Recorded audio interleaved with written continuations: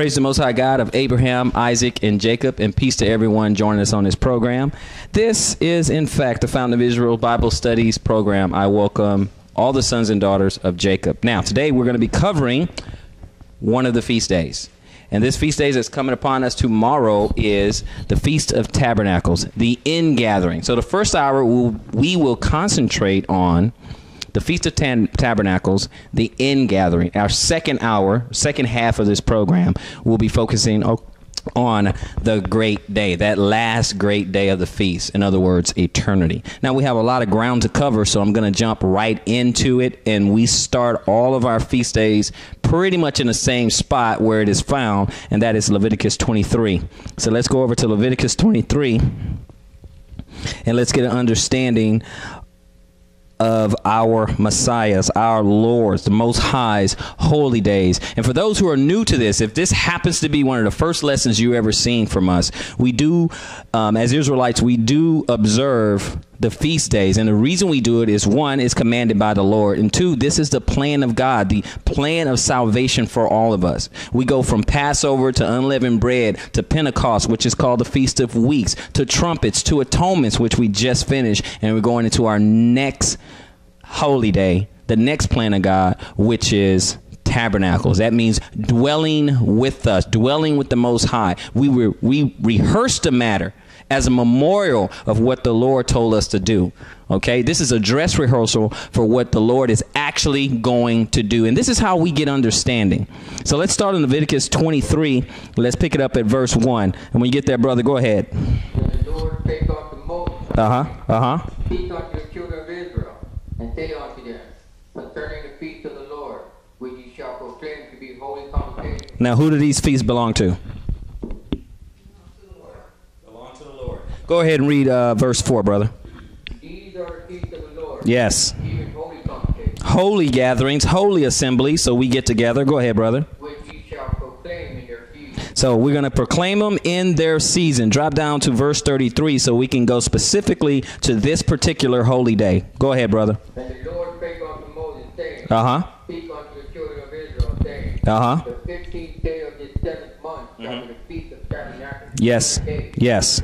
Now, this is the 15th day of this 7th month shall be the Feast of Tabernacles. Okay, this is dwelling places, okay, for 7 days. Now, it is exactly how it sounds.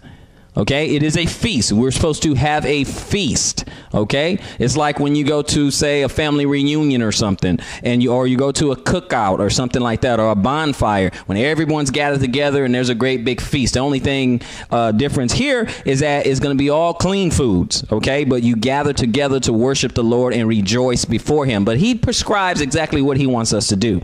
But when He says feast, it is a feast and a time of rejoicing. So, where are we? 30, go 30, 35. Go ahead, brother. On the first day shall be a holy convocation. Okay, now the first day we gather on the Feast of Tabernacle is a holy convocation. I mean, we come together like now and we worship. We learn what thus says the Lord and we worship. Go ahead. You shall do no servile work therein. Okay, so no servile work therein, meaning work for it. You don't go to work. You don't go to your job. Go ahead. 7 days you shall offer an offering made by fire unto the Lord. Okay, we have Messiah, so we don't have to do that part, but go ahead. On the 8th day shall be a holy convocation unto you. He mentioned the 8th day. He mentioned the 8th day. Now, he said feast for 7 days. The first day is a holy convocation. And then he mentioned the 8th day because that means something as well. And we're going to deal with that more in our second part of this program. Okay. But he said 7 days ye shall offer an offering made by fire unto the Lord. On the 8th day shall be a holy convocation. So just like Passover kicks off the Feast of Unleavened Bread, the 8th day ends the Feast of Tabernacles. Okay. Go ahead, brother. Offer an offering made by fire unto the Lord. Yes. Yes. And you shall do no servile work therein. Okay, so you don't work therein. Now, these are some annual feasts. The Lord has His annual Sabbath and these high Sabbaths. This is one. These high Sabbaths, which are called annual Sabbaths or feasts. Now, these is where we have these large feasts. For instance, we finish Atonement. Well, you don't feast on that day. Okay, but there are some days that you do feast. So join me in Deuteronomy 16, brothers and sisters. Deuteronomy 16. Well, let's take a look at that.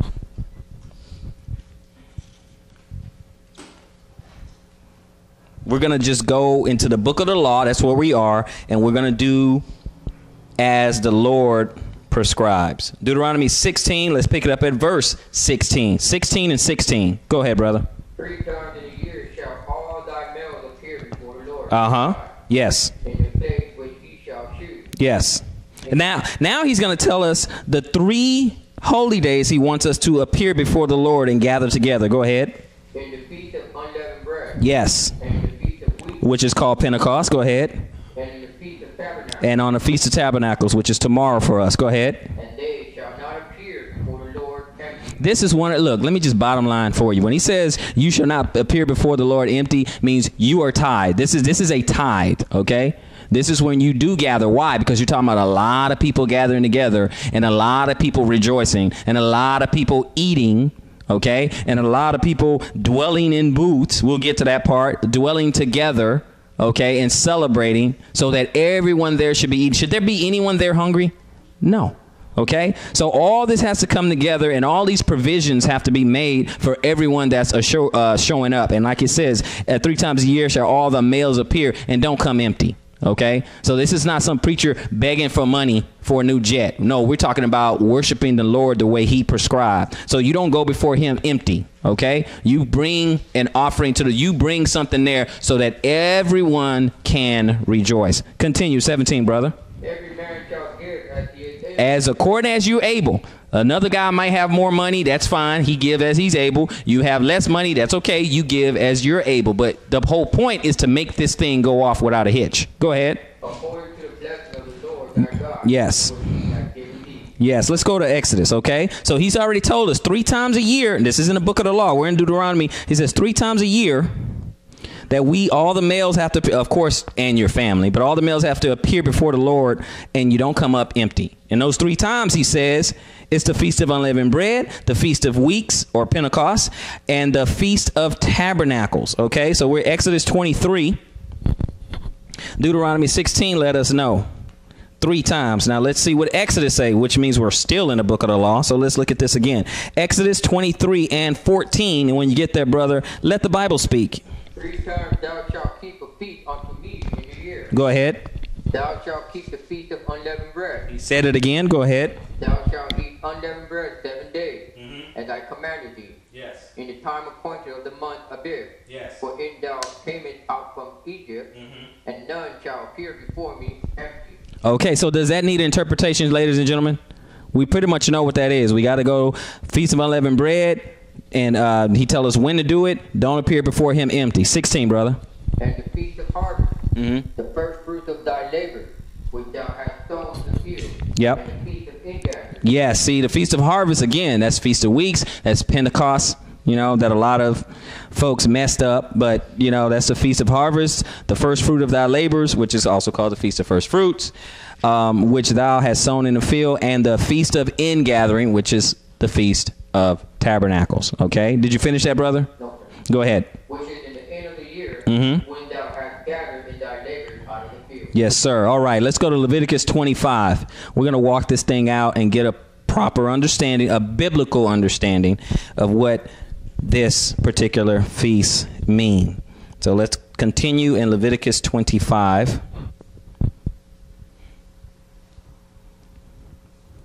And when we get there, we're going to pick it up at verse 1. Leviticus 25 and verse 1. And when you... The Lord spake unto Moses in Mount Sinai, saying, Yes. Speak unto the children of Israel, Yes. and say unto them, when ye come into the land which I give you, then shall the land keep a Sabbath unto the Lord. Yes, go ahead. 6 years thou shalt sow thy field, Mm-hmm. and 6 years thou shalt prune thy vineyard, Yes. and gather the fruit thereof. Okay, go ahead. But in the 7th year shall be a Sabbath of rest unto the land, Okay. a Sabbath for the Lord. Yes. Thou shalt neither sow thy field, nor prune thy vineyard. Okay, now we're going to skip down to verse 8, but what we're understanding is the acceptable year of the Lord. We're talking about the year of liberty, the 50th year, okay? And we're talking about the year of Jubilee, okay? So when we understand the plans, everything starts to come into focus, okay? We know he's going to come at the last trump, okay? That's why we celebrate the Feast of Trumpets a couple of weeks ago. So we know he's going to come at the last trump Okay, we know he's going to come in the year of Jubilee, on the Day of Atonement, and we walk into ingathering, which is for the millennium. But you gotta observe his holy days to get that kind of understanding, to really understand what the Lord is doing, and to be a part of what he's doing, to be a part, because he has a plan for the people that are his, and he has a plan for people that are not his. It's your job to make sure you're one of his.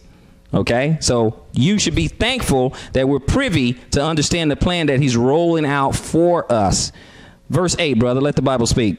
And thou shalt number 7 Sabbaths of years unto thee. Yes. 7 times 7 years. Yes. And the space of the 7 Sabbaths of years shall be unto thee 49 years. Okay, go ahead.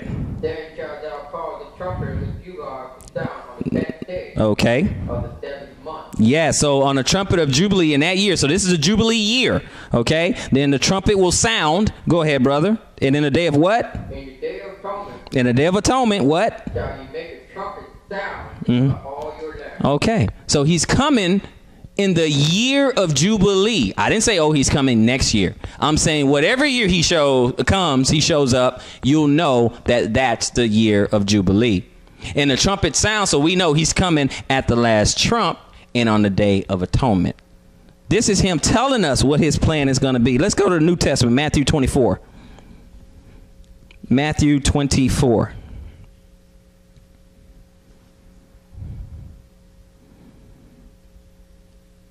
And here in Matthew 24, he gives us an idea of what that day may look like. And we can look at that all over the Bible. But we want to go here and let the Messiah give us a description. Matthew 24, pick it up at verse 29, brother. 24 and 29. Immediately after the tribulation of those days, Yes. shall the sun be darkened, Mm-hmm. and the moon shall not give her light. And so this is after the tribulation of those days. So it's going to get worse after tribulation. Okay, go ahead. And the stars shall fall from heaven, Uh-huh. and the powers of the heavens shall be shaken. Okay, go ahead. And then shall appear the sign of the Son of Man in heaven. Mm-hmm. And then shall all the tribes of the earth mourn. Mm-hmm. And they shall see the Son of Man coming in the clouds of heaven Mm-hmm. with power and great glory. Yes, sir. Go ahead. And he shall send his angels with a great sound of the trumpet. Yes. And they shall gather together his elect from the four winds, Uh-huh. from one end of heaven to the other. Now, there are 3 heavens, and this particular heaven he's talking about are the ones you see in the sky where the birds fly and everything. So, in other words, that is to say, he's gathering us from all over the world at that time, okay? And we know where they're going to come from. So, we're going to go over here to Isaiah 27. Okay, we're talking about this ingathering. We want to see what this gathering is all about. Now, we're going to go to Isaiah 27, and I need somebody else to get me. Okay, awesome. And we're going to go to Isaiah 26 after that. So we're going to go Isaiah 27, and let's pick it up at verse 12, brother. Isaiah 27 and verse 12. And it shall come to pass in that day Mm-hmm. that the Lord shall lead off from the channel of the river unto the stream of Egypt. Yes. And ye shall be gathered one by one, Uh-huh. O ye children of Israel. Oh, so the children of Israel will be gathered one by one. So much for the idea of us packing up right now and going to Jerusalem, right? So he's going to gather us one by one. Can we at least all agree on that? Yes? All right, let's do it. So he's going to do it himself. But we're not done. We're going to read some more. Don't worry. Go ahead, brother. And it shall come to pass in that day In that day, go ahead. that great trumpet shall be blown. Still talking about trumpets. Go ahead, brother. And they shall come which were ready to perish in the land of Israel, Uh-huh. and the outcast in the land of Egypt, Yes. and shall worship the Lord in the holy mount of Jerusalem. And worship the Lord in the holy mount of Jerusalem. Let's take a look at Isaiah 26 and 19. We're talking about the ingathering, and that's all we're going to focus on right now. We'll move on to the 8th day in a little bit. But again, we coming up with a particular day. We're talking about trumpets and being gathered, all connected. All connected. So Isaiah 26, start at 19, brother. Thy dead men shall live. Yes. Together with my dead body shall they arise. Okay, so dead people will rise. Go ahead. And we're talking about this in the Old Testament, so they had an understanding back then too. So go ahead. Awake and sing, Mm-hmm. ye that dwell in dust. Yes. For thy dew is as the dew of earth, Mm-hmm. and the earth shall cast off the dead. Oh, the earth shall cast off the dead. Sounds like some dead people going to come out of the grave. That's what it sounds like to me. Do you need an interpretation, or are you kind of getting that? Go ahead, brother. Read that. Come, my people, Mhm. enter thou into thy chambers. Yes. Shut thy doors thee. Mm-hmm. Hide thyself, as it were, for a little moment. Go ahead. Until the indignation by overpass. Okay. For, behold, the Lord cometh out of his place to punish the inhabitants of the earth. Whoa, the Lord is coming out of his place to punish the inhabitants of the world. That kind of makes sense in the New Testament when it says he's coming to judge and make war. Kind of goes together, right? So we get an understanding. Go ahead, brother. Okay, read that again, brother. For, behold, the Lord cometh out of his place to punish the inhabitants of the earth for their iniquity. Okay. The earth also shall disclose her blood. Okay, so he's punishing the earth for iniquity, so for sin. So does it make sense when someone tells you you don't have to worry about sin? Does it make sense since he's going to punish sinners? He's punished iniquity. You might not want to be numbered as one of those people then, right? That makes sense. Okay, what verse are you on, brother? Finishing off verse 20. Go ahead, brother. Go ahead. Shall no more cover her slain. Go ahead. Then 21? That was 21. Okay, no problem. Let's go to 1 Thessalonians. 1 Thessalonians. So we read in a couple of places he's coming back. He's going to destroy and punish those who are not his. He's going to gather those that are his. It's really that simple. It really is that simple. Let's go 1 Thessalonians and let's pick it up at verse 4. 1 Thessalonians in verse 4. Okay? Because Paul talked about that too. Our brother Rashaul, he spoke about that as well. So let's take a look at what he said. We're talking about dead people rising and stuff like that. We're going to get an understanding. 1 Thessalonians 4:14. Let the Bible speak.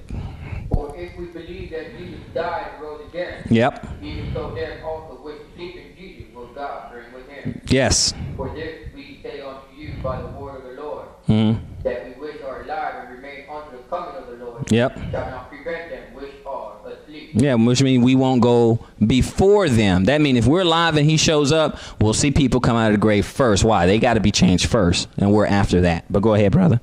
For the Lord himself shall descend from heaven with a shout, Yes. with the voice of the archangel, What else? and with the trump of God, You got a trump again. Go ahead. and the dead in Christ shall rise first. So the dead people will rise first. Okay, go ahead. Then we which are alive and remain shall be caught up together with them in the clouds, Yes. to meet the Lord in the air. To meet the Lord in the air, And so shall we ever be with the Lord. because we'll be with him forever after that. Amen.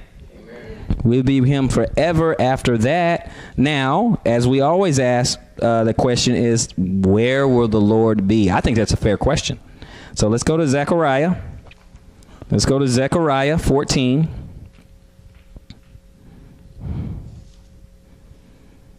Let's go to Zechariah 14. Of course, this is for the benefit of those who this may be the first time they're ever seeing one of our lessons. But this is a meat lesson, so if you're really new, none of this is going to make sense to you. But that's okay. It's easy enough to follow it. It's not that hard. Just hang in there with us, and the scales will fall off, and you will get some understanding. So Zechariah 14, let's pick it up at verse 1, brother. And when you get there, let the Bible speak. Behold, the day of the Lord cometh, Okay? and thy spoil shall be divided in the midst of thee. Yes, sir. For I will gather all nations against Jerusalem to battle, Yes. and the city shall be taken, and the houses ripped, and the woman ravished, Yes. and half of the city shall go forth into captivity, Uh-huh. and the residue of the people shall not be cut off. Yep. From the city. Yes. Then shall the Lord go forth and fight against those nations, as when he fought in the day of battle. Our Lord is a man of war. In case you guys haven't caught that yet, he's a man of war. And he's going to take care of business when he gets back. And you just want to make sure you're on the right side. Now, let's see where he's going to be in verse 4. Go ahead. And his feet shall stand in that day upon the Mount of Olives. Read that one more time in case people didn't catch that so we can know where our Messiah will be. What will happen? Go ahead, verse 4. And his feet shall stand in that day upon the Mount of Olives. Okay, now is the Mount of Olives some fictitious place, or there's a real place called the Mount of Olives? Okay, that's a real place. So his feet will stand in that day on the Mount of Olives. Okay, we don't have to make it up. We can just read it right there. Okay, go ahead, brother. Which what? Which is before Jerusalem. Okay. On the east. So we know it's on the east side of Jerusalem. Go ahead. And the Mount of Olives shall cleave in the midst thereof. Yes. To the east and toward the west. Yes. And there shall be a very great valley. Yes. And half of the mountain shall remove toward the north. Uh-huh. and half of it for the south. That's a powerful Messiah. I'm glad I'm serving this one. Verse 5. And ye shall flee to the valley of the mountain. Yes. For the valley of the mountain shall reach into Azal. Mm-hmm. Ye shall flee, like as ye fled from before the earthquake in the days of Uzziah, king of Judah. Yes. And the Lord my God shall come. And do what? All the things with thee. Okay, and all the saints to be with him. So you meet him in the air, and while we're being transported over there, because he's coming with a lot of his angels and stuff, he's raising you up, changing your body, lifting you up, and bringing you over there. Because it says he's coming with all his saints. Okay? So that's a pretty miraculous thing. So you getting up, buying a plane ticket right now, I would save your money if I were you. I would save my money. Verse 6, brother. And it shall come to pass in that day, Yeah. that the light shall not be clear, Mm-hmm. nor dark. Go ahead. But it shall be one day which shall be known to the Lord, Mm-hmm. not day nor night. Yes. But it shall come to pass that at evening time it shall be light. Go ahead, brother. And it shall be in that day Mhm. that living water shall go out from Jerusalem, Mm-hmm. after them toward the former sea, Mm-hmm. and after them toward the inner sea. Yes. In summer and in winter shall it be. Go ahead, verse 9, brother. And the Lord shall be king over all the earth. Yes. In that day shall there be one Lord, Mhm. and his name one. Okay, so he's going to be the king over the earth. What about king of heaven? No, he's coming to come back, take this one over, clean it up, run it, and give it to his children. Does that make sense? That's what he's going to do. He's going to come, clean it up, make it new, and then give it to his children. That's how that's going to work. Go to Jeremiah 23. Let's look at this real quick. Jeremiah 23.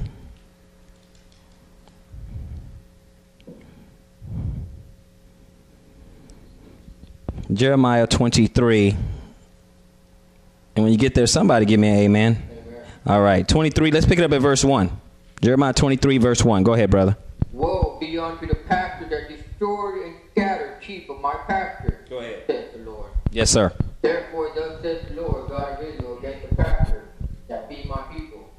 Ye have scattered my flock, Go ahead. and driven them away, and have not visited them. Uh-huh. Behold, I will visit upon you the evil of your doing, says the Lord. Yes. And I will gather the remnant of my flock out of all countries whither I have driven them. So everyone else that remains, he's going to gather them. Go ahead. And will bring them again to their fold. So he's going to do it. He's going to bring you back to your fold, to your people, and to the place you're supposed to be in, your land. Okay, go ahead. And they shall be fruitful and increase. Yeah, so it's going to be start making families again. Go ahead.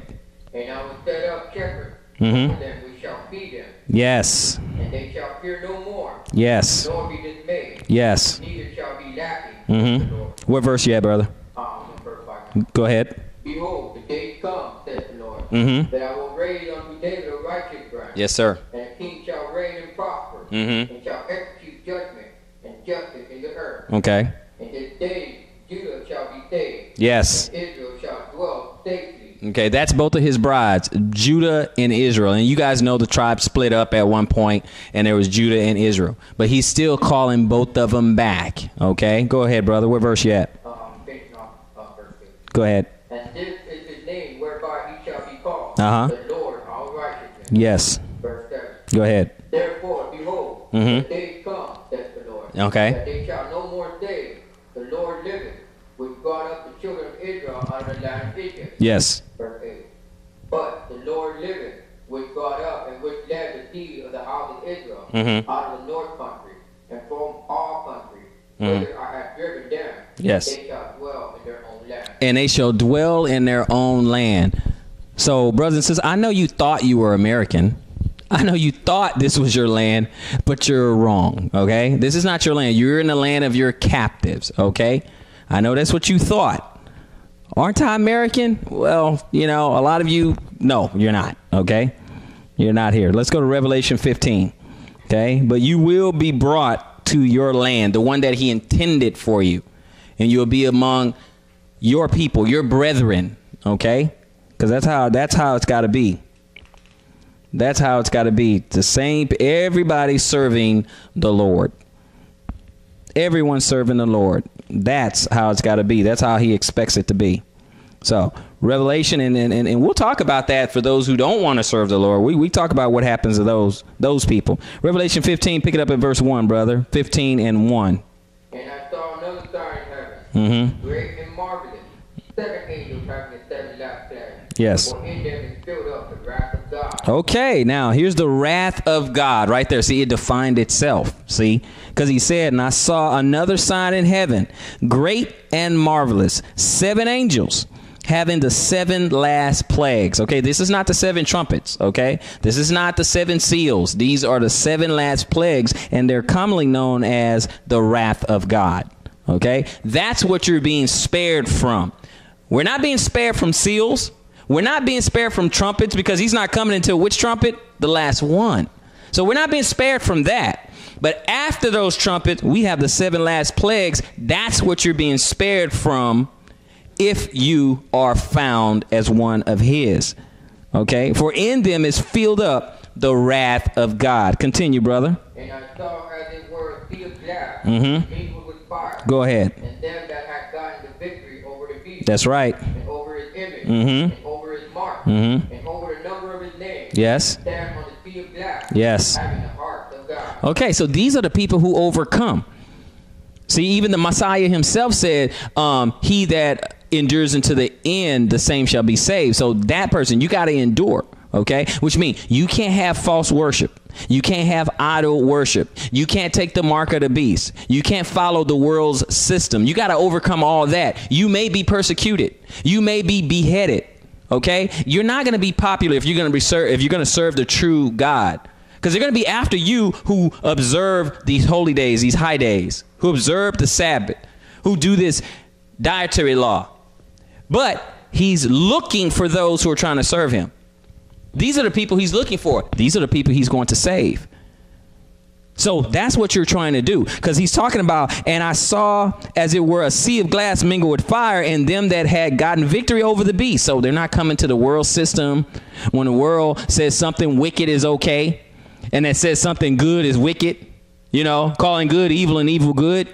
That you got to overcome that. You got to overcome his image. That's probably why God said not for us not to make images, because you're going to be fooled by it. Okay.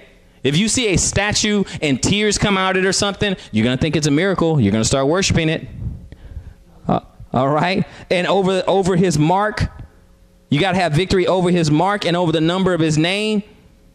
Stand on a sea of glass having harps of God. Verse 3, brother. Go ahead. And they sing the song of Moses, the servant of God. Yes. And the song of the Lamb. Yes. Mm-hmm. Great and marvelous are thy works. Yes, it is. Lord God Almighty. Mm-hmm. Just and true are thy ways. Mm-hmm. Thou King of saints. King of saints. Verse 4, brother. Who shall not fear thee, O Yes. Lord, Yes. and glorify thy name? Mm-hmm. For thou only art holy. Yes. For all nations shall come and worship before thee. What? All nations shall come and worship before thee? All nations? Go ahead. Go ahead. For all nations shall come and worship before thee. Yes. For thy judgments are made manifest. For the judgments are made manifest. Because you're going to know what's right and wrong. Period. When we see him punishing people, we know beyond a shadow of a doubt, if he's punishing someone, they're not his. They're sinning. They're being abominable. They're committing iniquity. They're not in covenant with him. You already know. You will already know if you see that. If you're being punished, you know you did something wrong when it comes to God. So right now, let's rehearse the matter, because that's how we're doing it. You got too many brothers and sisters out there talking about, well, you're not doing the feast day right, this and that, and you're worried about all this other stuff, so I ain't going to do that. I won't do that. And then you're trying to go off and do something abominable and start doing sacrifices and all this other stuff. And everybody has their own little thing. Well, we can't keep it. Look, you need to rehearse the matter. Okay, so that's all we can do. We need to rehearse. A lot of these things needs to be kept in Jerusalem. That's why we are just simply rehearsing the matter when we observe, so that we can have an understanding. That's why we're doing it. We're keeping because he said we need to do it, and we need to do our very best instead of fighting amongst each other. Rehearse the matter, and he'll reveal more and more to us. Let's find areas where we can agree rather than fight. Let's go to Zechariah 14. Because we got to keep this Feast of Tabernacles. Where's all the other holy days? I know a lot of brothers and sisters who can testify now that since they said, you know what, since they guard the Lord's law, statutes, and commandments, his dietary law, his feast days, that their understanding has expanded. Is that not true, brothers and sisters? Understanding has expanded just because you hear from the Lord a little bit more, a little bit better. Prayers can be answered because we can read scriptures where if you don't want to do that and you don't want to keep his law, he don't want to hear your prayers. So we have to understand this thing so we can get our prayers through to our Messiah. If we want to hear from the Lord, be obedient. It's really that simple. Zechariah 14:11. Zechariah 14:11. Let's see how this is going to pan out. Zechariah 14:11. Go ahead, brother. And men shall dwell in it, and there shall be no more utter destruction. Go ahead. But Jerusalem shall be safely inhabited. Yes, sir. And this shall be the plague wherewith the Lord would smite all the people that have fought against Jerusalem. What's he going to do to the people who fought against Jerusalem? Go ahead. Their flesh shall consume away while they stand upon their feet. Okay. Their flesh shall consume away while they stand upon their feet. What else, brother? And their eyes shall consume away in their holes. And their eyes shall consume away in their holes. What else, brother? And their tongue shall consume away in their mouth. And their tongues shall consume away in their mouth. Do you want to fight against God in Jerusalem? You don't want no part of that, okay? All this is going to happen to those who fought against Jerusalem, meaning battle against the Lord in that day, you know, over there, Mount of Olives. You don't want any part of that. Verse 13, brother. And it shall come to pass in that day, a great tumult from the Lord shall be among them. Yes, sir. And they shall lay hold every one on the hand of his neighbor. Yes. And his hand shall rise up against the hand of his neighbor. What else? And Judah also shall fight at Jerusalem. We're going to have to do we're going to have some marching orders too. Go ahead. And the wealth of all the heathen round about shall be gathered together. So all the wealth of all the heathens from all around, from round about, shall be gathered together. What are you going to get? Gold, and silver, and apparel, in great abundance. All that is going to be collected. Okay? We know we can read in other areas of the Bible that the wealth of the wicked will be stored up for the righteous. Go ahead.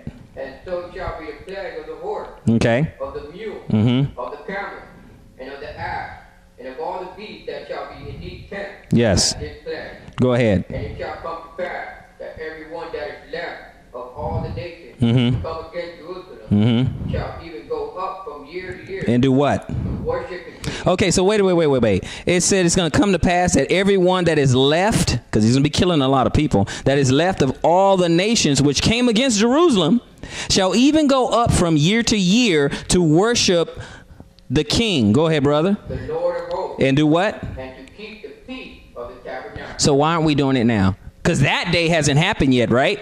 He ain't come back yet. And he's saying right here, when he gets back and he started destroying people, that the people that are left are going to have to come up year to year to Jerusalem to worship the King in the Feast of Tabernacles. So we should be rehearsing the matter. So why are you going to let someone tell you, oh, we don't have to do that no more? Oh, that's for the Jews. He said all nations are going to come. Everybody. If you want to live, you want to dwell.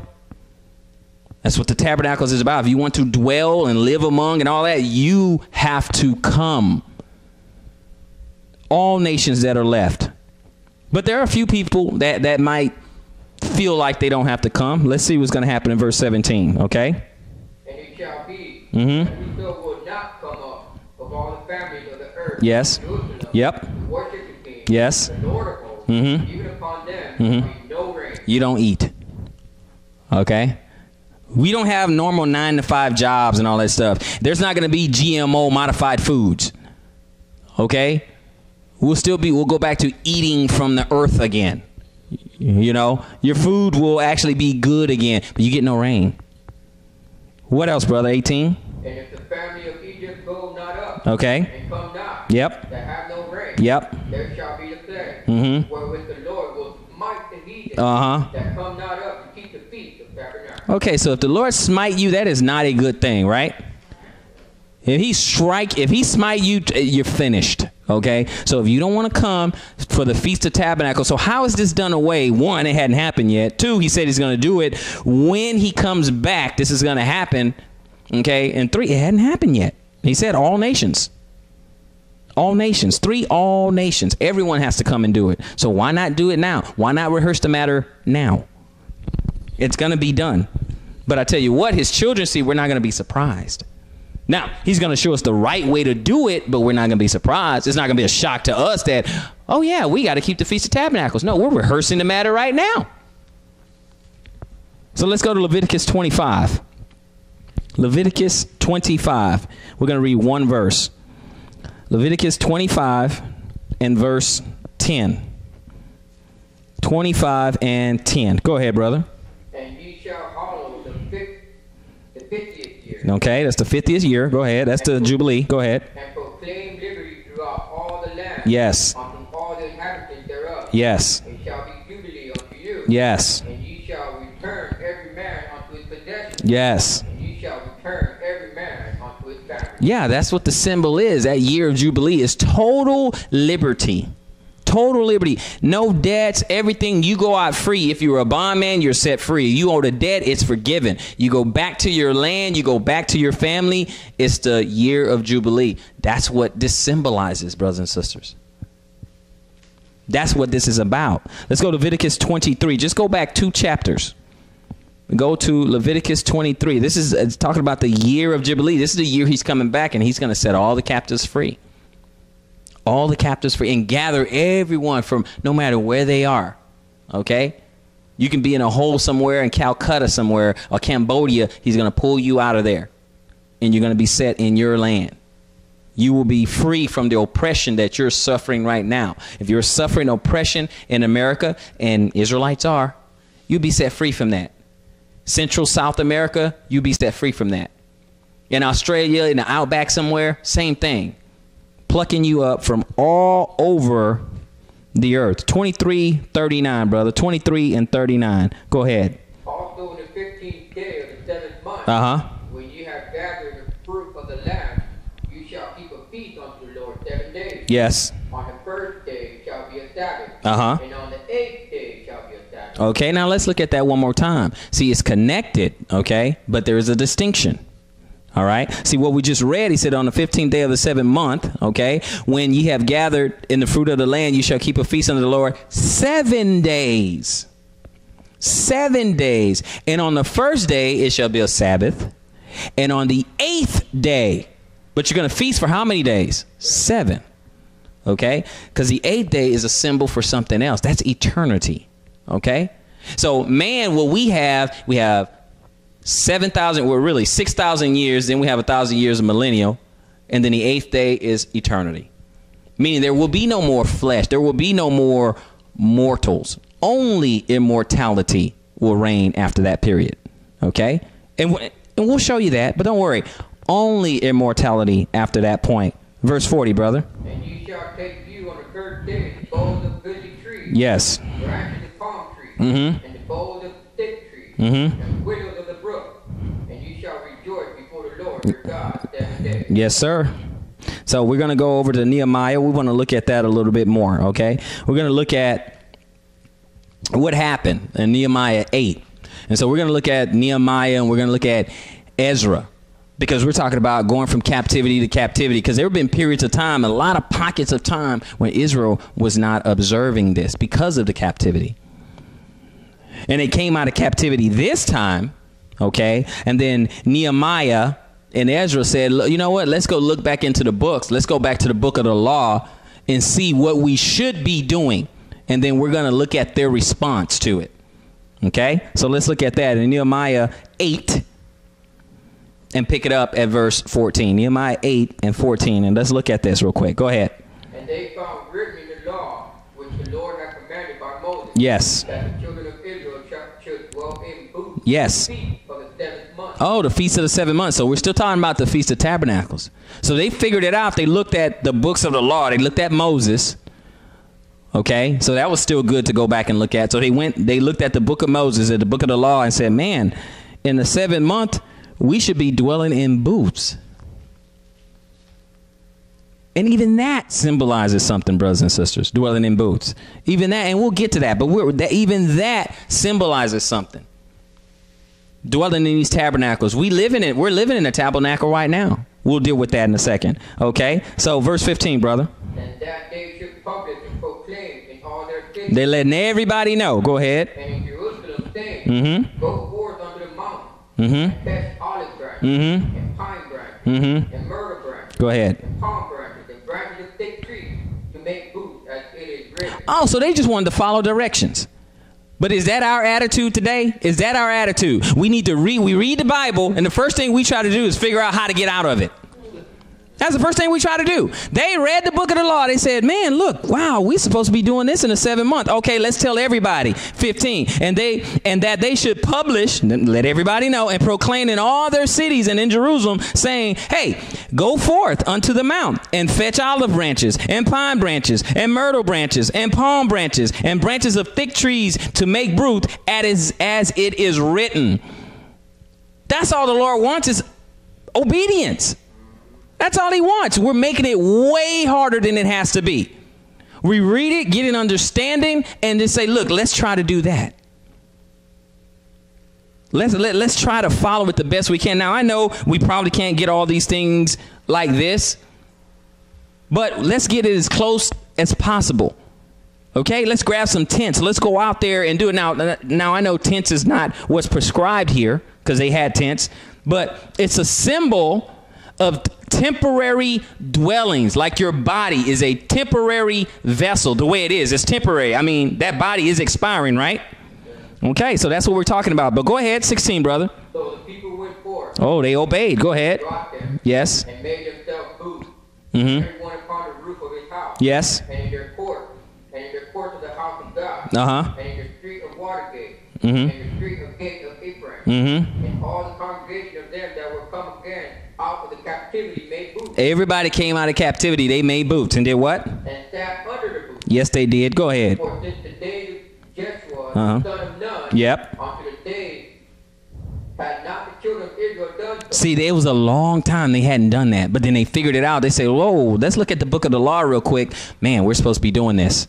That's the same thing that we all figured out in any of this truth that we got. We're looking at that dietary law, and then we're looking at how we're looking in the New Testament to find out it didn't change. And what we do, we come to the realization, oh, wow, we got to keep that dietary law. That's what the Lord's looking for. That's all he's looking for, obedience. I'm telling you, now follow directions. Go ahead, brother. And there was very great gladness. Yes, they were happy.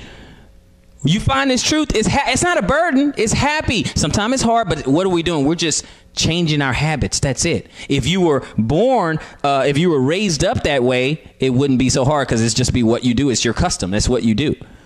It's just hard now because we're adults and we hadn't done it before. But that's okay. It gets easier over time. Just be obedient. Go ahead, brother.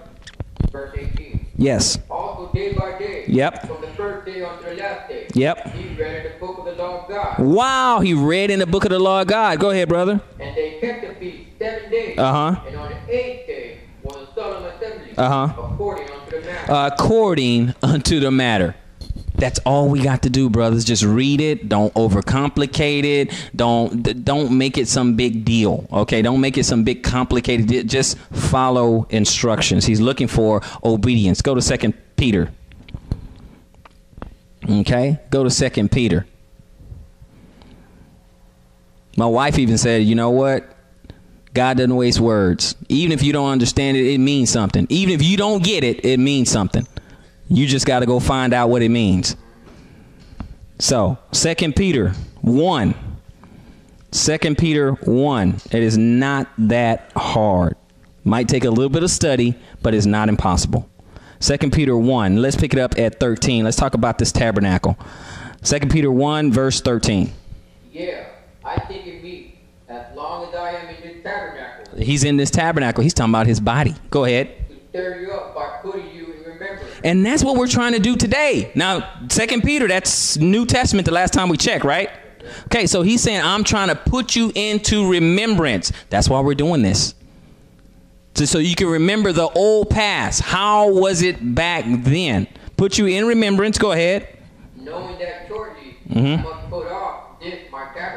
I got to put off this. I will die soon. Go ahead. Even as our Lord Jesus Christ has chosen. Go ahead, brother. Moreover, I will endeavor that ye may be able after my decease to have these things always in remembrance. So even after I'm dead, I want you to remember all this stuff I'm telling you.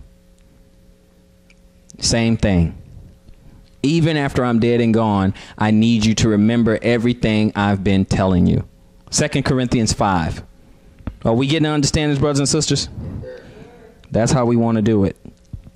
Okay. 2 Corinthians 5, pick it up in 1. 2 Corinthians 5, pick it up at 1. Go ahead, brother. For we know that if our earthly house of this tabernacle is all, yes, we have a building of God, a house not made with hands, yes, internal in the heavens. Yes. For in this we groan, earnestly desiring to be clothed upon with our house which is from heaven. With that new body. See, the symbolism is about this new body that's coming up from heaven. Go ahead, brother. If so be that being clothed, we shall not be found naked. Yes, go ahead. For we that are in this tabernacle do groan. Yes. Being burnt. It's hard. We get old, our bones ache, we getting tired. We have to rock almost to get out of the chair. It's getting this thing is getting bad. You know, we age, but we're looking for a tabernacle that doesn't get sick, that doesn't die. Okay, that's what we're looking for. Continue, brother. Not for that we would be unclothed, but clothed upon. That what? That mortality might be swallowed up of life. That's right. That we might get immortality. Okay, we might get immortality. So that's what we want to look at. So let's go ahead and get over to Leviticus 23. Okay, let's go to Leviticus 23. And let's pick it up at verse 41. Leviticus 23 and 41. Now, we also know, if you want to go on your own and read 1 Corinthians 15, so we can get a understanding. We know, and I'll pick it up at 42. It says, so also in the resurrection of the dead, it is sown in corruption. It is raised in incorruption. You guys wait for me in Leviticus 23. 43, it says, it is sown in dishonor, it is raised in glory. It is sown in weakness, it is raised in power. It is sown a natural body, it is raised a spiritual body. There is a natural body and there is a spiritual body. Okay, in verse 47 in Corinthians, is the first man is of the earth, earthy. The second man is the Lord from heaven. As is the earthy, such are they also that are earthy, and as is the heavenly, such are they also that are heavenly. And as we have borne the image of the earthly, we shall also bear the image of the heavenly. So we will have a glorified body. But guess what? We're going to sow this body. We're going to give this up. Okay, many of the bodies that died in Christ, they were sown, they're already in the earth. Okay, that's where we come from anyway. So we come from that dirt, but that's what's going to happen. But he tells us something else. Behold, in 51, behold, I show you a mystery. We shall not all sleep, but we shall all be changed in a moment, in the twinkling of an eye, at the last trump. For the trump shall sound, and the dead shall be raised incorruptible, and we shall be changed. For this corruptible must put on incorruption, and this mortal must put on immortality. Now let's go to Leviticus 23 and pick it up at verse 41. Go ahead, brother.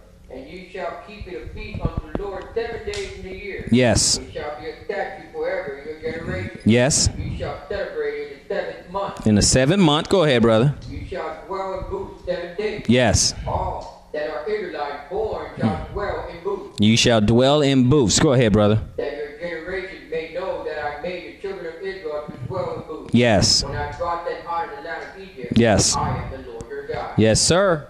That's how that works. Okay. We'll go to Leviticus 23. Just go to verse 3. 23 verse 3. Go ahead, brother. 6 days shall work be done. Yes. But the 7th day is the Sabbath of rest. Yes. And holy convocation. Okay. You shall do no work therein. It is the Sabbath of the Lord in all your dwellings. Okay. 7 is the completion of the whole thing. We got 6 years. Man has 6,000 years to do what he wants, how he wants. Okay. And then we have that millennial kingdom. Thank you, brother. We got that millennial kingdom that we have to contend with, which is that ingathering, which is that dwelling, which is that tabernacle, okay, with new bodies.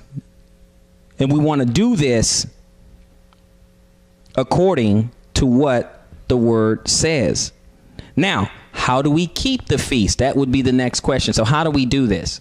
Now, he's already prescribed throughout this lesson that we need to dwell in booths. Okay, so that's one thing we need to do. But he also said there's 3 feasts that we need to come up and keep annually. And they all pretty much run this particular course. So let's look at Deuteronomy 14. And let's see how we should be keeping the feast. Let's follow the Lord's instruction on how to keep the feast. This is when everybody's coming together and all the men coming up and not appearing empty. Okay, so let's see how we keep the feast. You don't need my opinion. All we have to do is read what the Lord said, and we'll go from there. Deuteronomy 14. Let's pick it up in 22. Thou shalt truly tithe all the increase of thy seed, that the field bringeth forth year by year. Yeah, so now thou shalt truly tithe all the increase of thy seed. So all your increase, you want to tithe that year to year. Go ahead. And thou shalt eat before the Lord thy God. Eat. So a feast is, in fact, a feast. You shall eat before the Lord. So all of us gathering together as brothers and sisters, we're all going to eat. We're all going to feast. Go ahead. In the place which he shall choose to place his name there. Yes, sir. The tithe of thy corn. Yep. Of thy wine. And of thy oil. And the firstlings of thy herds of thy flock. Yes. Thou mayest learn to fear the Lord thy God always. That you may learn to fear the Lord thy God always. Okay, so let's go to 24. Now we got to do it. He said all these things we have to do: of your corn, your wine, your oil, the firstling of your flocks, all that stuff. So we can learn to fear the Lord. When you serve him, that's the proper way to fear him. You're doing it to be obedient. You do it because you fear him. You're also doing it because you love him. Okay, but your actions are the same. You're serving him. 24. And if the way be too long for thee, so that thou art not able to carry it. See, he named all this stuff: corn, wine, oil, firstlings of the flock, and all that. But if you can't bring all that, he told us to do something else. Go ahead. Or if the place be too far from thee, which the Lord thy God shall choose to set his name there, for the Lord thy God hath blessed thee, then shalt thou turn it into money. Make it money. Go ahead. And bind up the money in thine hand. Bring the money with you. Go ahead. And shall go on to the place which the Lord thy God shall show. Go ahead and do what? What should you do with that money? Go ahead. And thou shalt bestow that money for whatsoever thy soul lusteth after. Now, some of the things that you might lust after are what? For oxen. Yes. And for sheep. Yes. Or for wine. And for wine. Strong drink. Or for strong drink. Okay. Or for whatsoever thy soul desires. Whatever you want. Oh, of course, you can't break the law. But whatever you want. You want a ribeye, you can have a ribeye. You want Jack Daniels, you can have Jack Daniels. It's all whatever that soul desires. Go ahead, brother. And thou shalt eat there before the Lord thy God. Yep. And thou shalt rejoice. Thou and thine house. Everybody rejoice. You get together, you worship and rejoice before the Lord. It is a big party. It's a big celebration. Okay? That's what it is. That's how you celebrate these feast days.